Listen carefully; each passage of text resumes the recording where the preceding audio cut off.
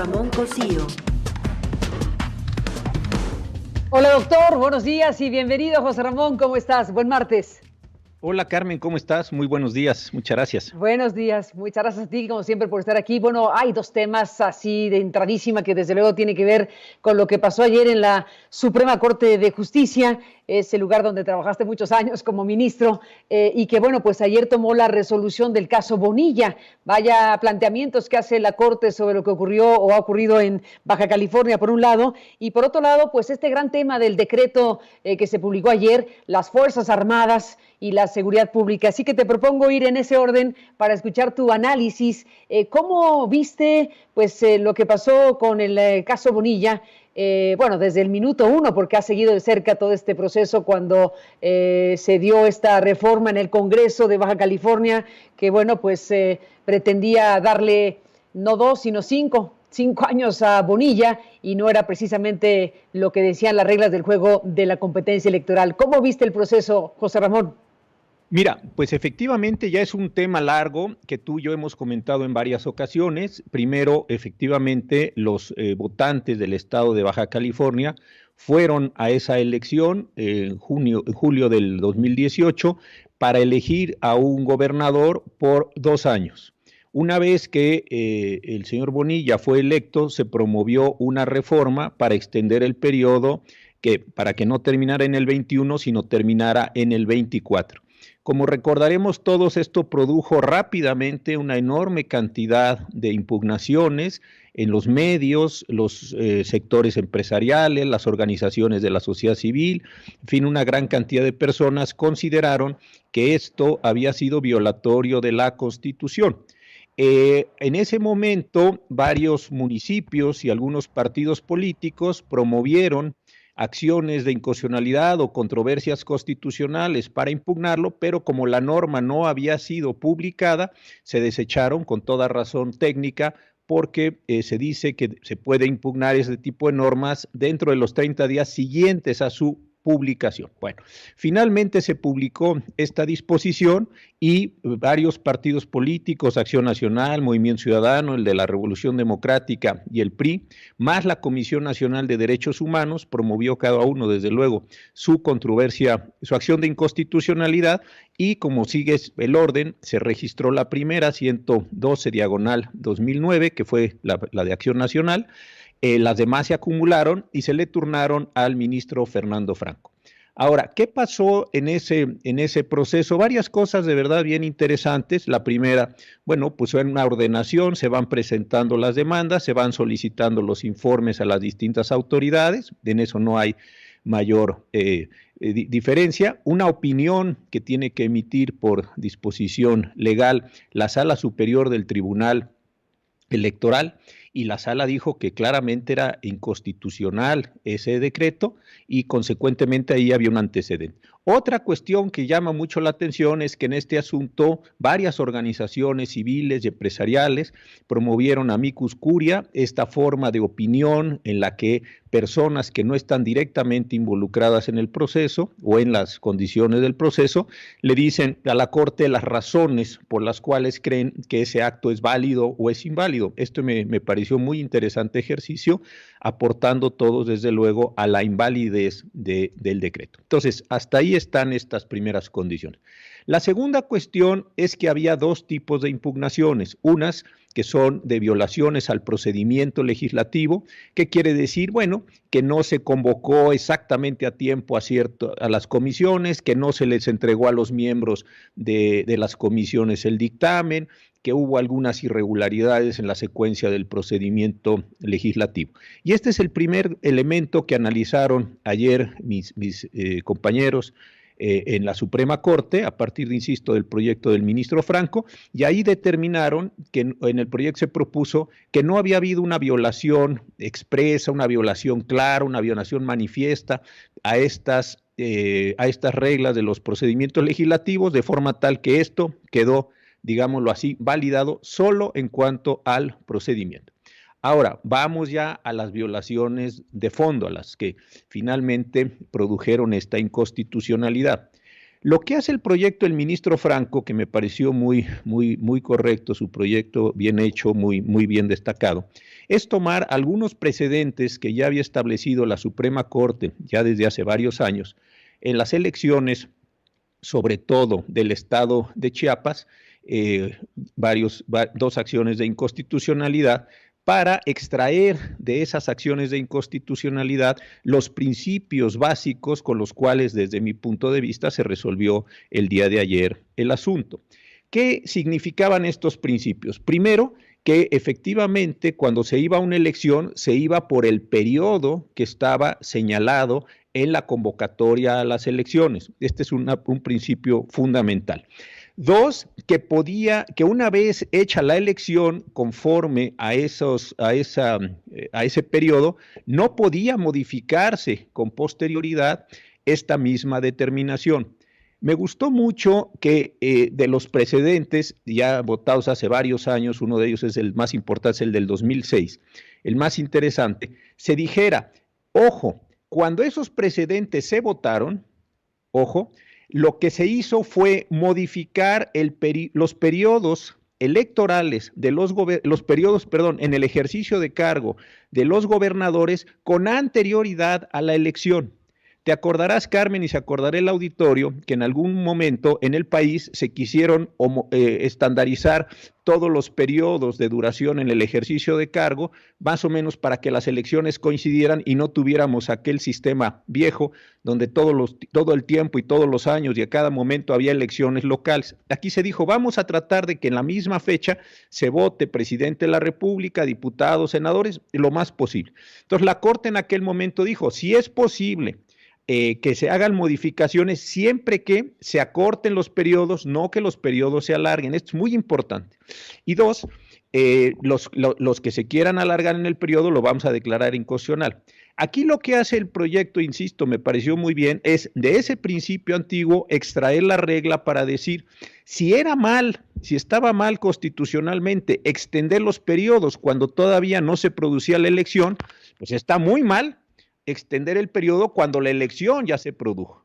Y con base en ese elemento declaró inconstitucional el artículo 8º transitorio del decreto de modificación y lo que dijo es regresemos a la norma que estaba en vigor antes y consecuentemente el periodo del señor Bonilla termina en el 2021.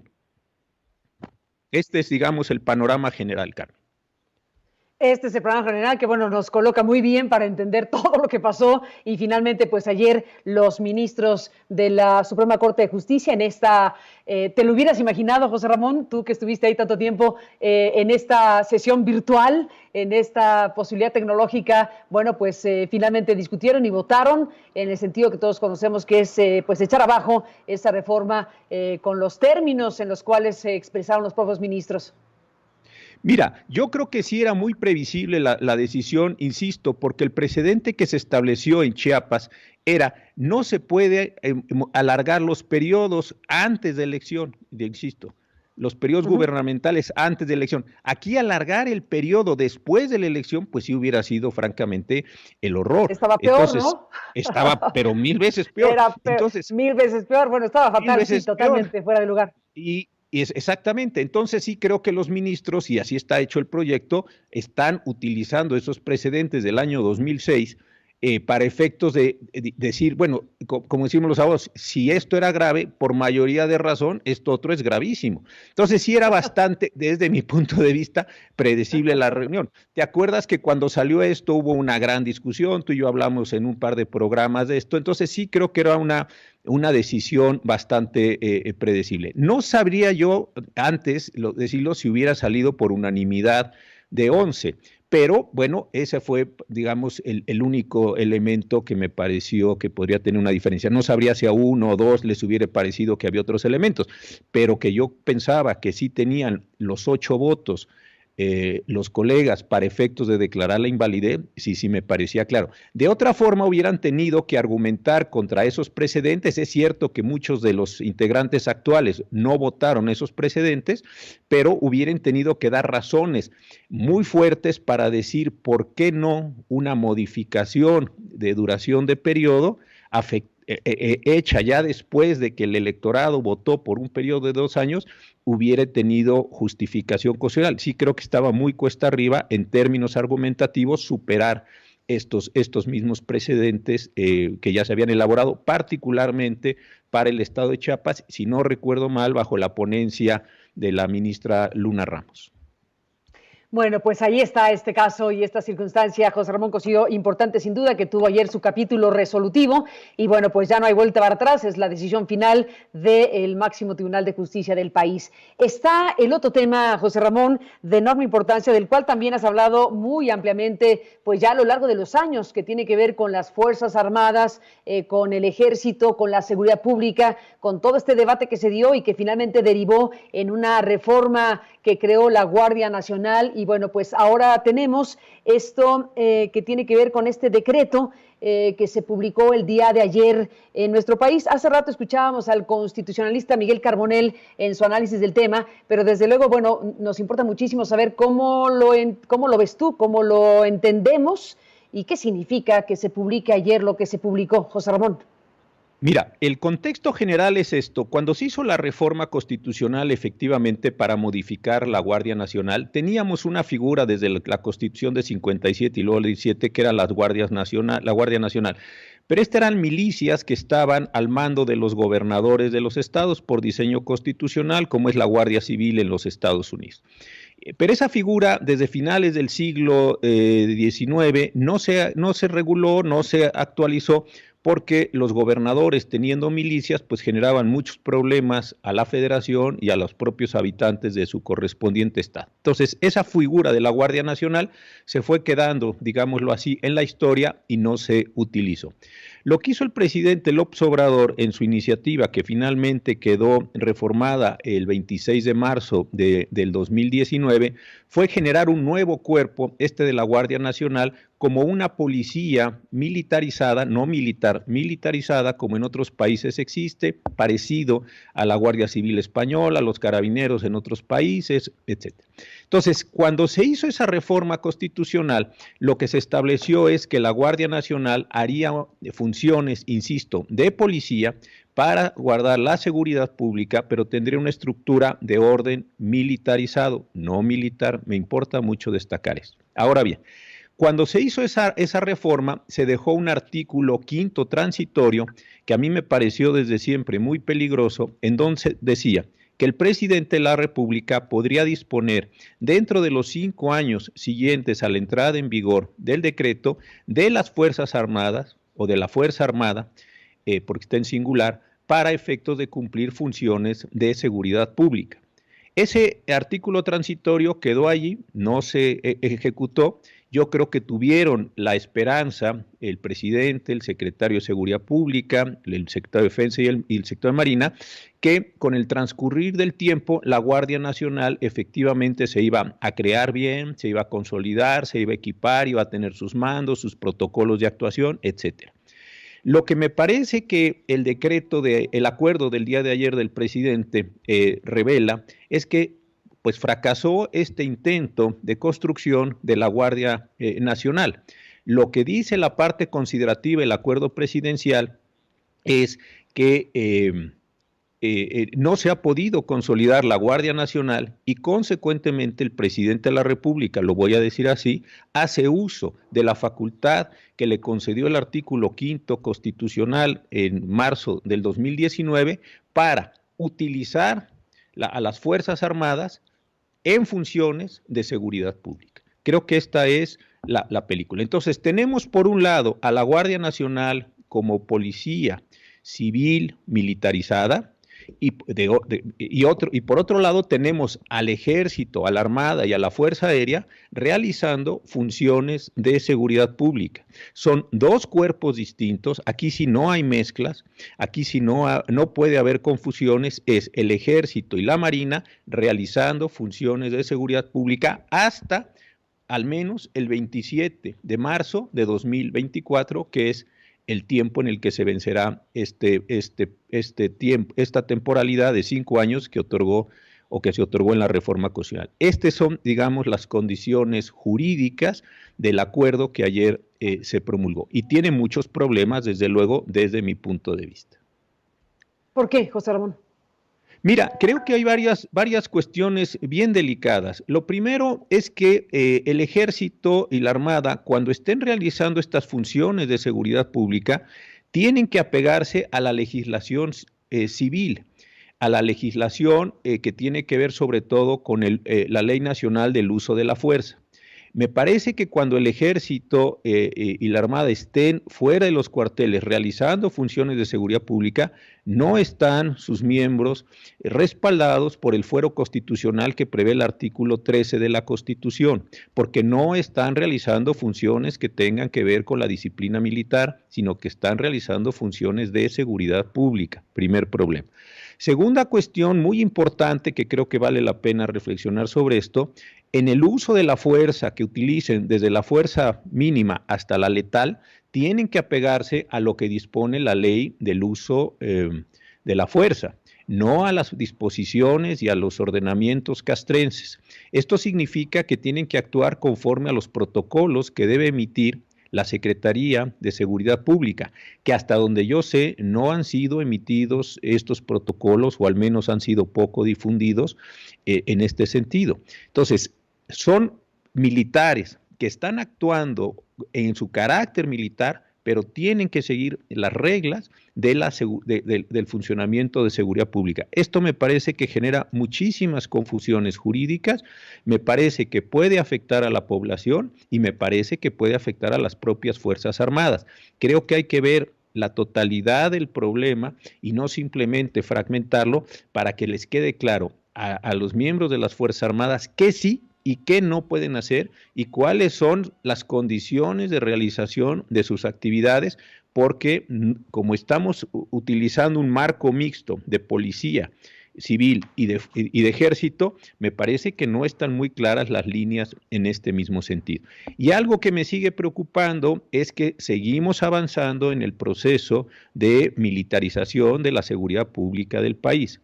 Creo que muestra lo que mucha gente dijo, es muy difícil constituir un cuerpo como la Guardia Nacional con un número alto de integrantes, con mandos, con equipo, con capacitación, en fin, todo lo que requiere un cuerpo de estructura militarizada que no militar, y ahora me parece que sí, efectivamente, la realidad se impuso y lo que está haciéndose una vez más es pedirle al Ejército y a la Marina que cumplan con las funciones de seguridad pública que no pudieron ser creadas en este proyecto. Se desintegró a la Policía Federal, o se quiso que la Policía Federal quedara inserta en la Guardia Nacional, eso no funcionó bien, entonces nos quedamos en un momento de tránsito, me parece bastante confuso, y nuevamente hay que llamar al Ejército y a la Marina para que cumplan con estas funciones que pues no tuvieron el mejor diseño ni tuvieron la mejor perspectiva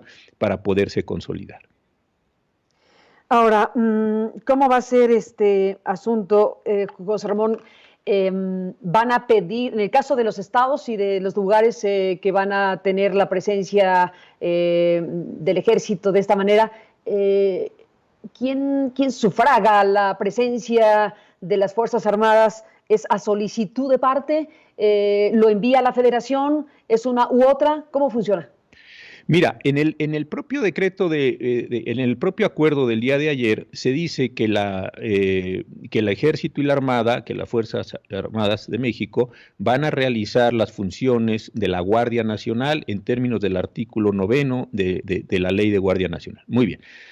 Y después dice cuáles son las fracciones respecto a las cuales el Ejército y la Armada van a actuar. No están haciendo o no van a hacer todo lo que está haciendo la Guardia Nacional, sino solo algunas cosas. Y por la forma de denominación y por la forma de utilización de estas fracciones, entiendo yo que efectivamente, como tú lo dices muy bien, ambos cuerpos van a participar en las entidades federativas mediante los convenios que se celebren para la condición de intervención. ¿Eso qué significaría? Que la Federación, el secretario, el general secretario o el almirante secretario celebrarían estos convenios con las entidades federativas para que los miembros de las Fuerzas Armadas participen en los estados como o bajo el mismo régimen que la Guardia Nacional. Pero esto que yo te estoy diciendo es una interpretación. Tampoco queda claro en un acuerdo tan pequeñito como el que ayer se publicó, cuáles son todas estas condiciones operativas. Una interpretación que yo coincidiría contigo es que van a intervenir solo cuando los gobernadores lo soliciten y se haya firmado el convenio respectivo, que entre otras cosas implica que los gobiernos locales se hacen cargo de una parte importante de los gastos, pero también eso podría estar sujeto a una interpretación porque simple y sencillamente se tomaron varias fracciones del artículo 9 y se citaron en el acuerdo presidencial del día de ayer sin una muy clara especificidad en ese sentido. Creo que por la importancia que tienen las tareas que va a llevar a cabo el Ejército y la Armada, creo que por lo delicado de su mayor todavía desplazamiento territorial, por su capacidad de fuego y para protección de los ciudadanos y sus derechos humanos y protección de las instituciones armadas, es muy importante que no simplemente con ese acuerdo se quiera ponerlos en acción policíaca, sino que se construya, esta expresión es un poco cursi, pero todo el andamiaje jurídico que permita que los ciudadanos sepan qué sí y qué no puede hacer el Ejército y la Armada como fuerzas militares. Aquí sí están actuando como fuerzas militares en tareas de seguridad pública y qué cosas no pueden hacer para protección de los ciudadanos. Pero insisto, creo que es un paso muy arriesgado el que se dio ayer. Yo siempre pensé que ese artículo 5 era una válvula de escape en caso de que fracasara la construcción de la Guardia Nacional y ayer se actualizó la válvula de escape, lo cual demuestra pues que no hubo la capacidad de reclutar a todas las personas, no hubo la capacidad de realizar los exámenes de confianza, no hubo el presupuesto suficiente para armarlos, para constituir pues un cuerpo de élite que respecto al cual se puso una gran ilusión y que pues no alcanzó a consolidarse. Y la respuesta no es que la diga yo, ni estoy deseando que no funcione, al revés, simple y sencillamente la parte considerativa del acuerdo del día de ayer muestra o nos indica que desde la propia Presidencia de la República se percatan que no está integrada la Guardia Nacional en la forma en la que se quiso integrar y que eso los lleva a tener, lo digo con el mayor respeto, que echar mano de un grado superior de fuerza que es el Ejército y la Armada. ¿Y qué pasa con la Guardia Nacional en términos formales y legales, además? No, te perdí un momentito, Carmen, perdón. Sí, pregunto a raíz de lo que estás planteando, que bueno, pues tiene que ver con la pregunta que estás planteando con la pregunta sobre si efectivamente no se logró constituir a la Guardia Nacional en los tiempos y con la fuerza necesaria para que se hiciera cargo, como se preveía, de las tareas de seguridad pública en nuestro país. En esta decisión que se toma, ¿dónde y cómo queda la Guardia Nacional en México? Yo creo que la Guardia Nacional sigue en proceso de construcción, esto es lo que a mí me indicaría, porque de cualquier manera el 27 de marzo del 24, que es un plazo larguísimo, el Ejército y la Armada se tendrían que retirar del ejercicio de las funciones de seguridad pública y quedaría todo el peso en la Guardia Nacional. Entonces entiendo yo que lo que está haciendo estamos en el proceso de creación, de consolidación de una Guardia Nacional. Esa Guardia Nacional se seguirá necesariamente teniendo que constituir y está actuando hoy en día el Ejército. Lo que sería deseable es ver que la participación del Ejército y la Armada fueran decreciendo y que fuera aumentando la participación de la Guardia Nacional, pero yo creo que sigue siendo un proyecto en construcción. ¿Te acuerdas que se había hablado de un número de elementos muy grandes, mayor a 100,000, y de repente cuando salían las cifras, que hace tiempo que no salen, pues iban muy abajo en el nivel de reclutamiento, y es bastante obvio porque están requiriendo, y qué bueno, algunos requisitos muy importantes en términos de preparación, capacidades físicas, exámenes de confianza, es decir, una gran cantidad de elementos que resultaba difícil que con un estándar tan alto en tan poco tiempo se pudiera satisfacer. Entonces sí creo que la Guardia tiene que seguirse construyendo de la mejor manera y a la mayor velocidad posible, con la esperanza de que antes de marzo del 24 esté completamente consolidada y eso permita el regreso de las Fuerzas Armadas a sus cuarteles, que es lo que dispone la Constitución, que en tiempos de paz no pueden hacer más funciones que las que tengan exacta conexión con la disciplina militar. Pues ahí está todo esto, José Ramón Cosío, que bueno, pues seguiremos muy de cerca, pero desde luego es un tema de enorme importancia esto que se está aquí comentando. Así que bueno, pues gracias como siempre, José Ramón, doctor, por estar esta mañana de martes. Seguiremos en contacto y hasta la próxima. Gracias, hasta luego. Gracias.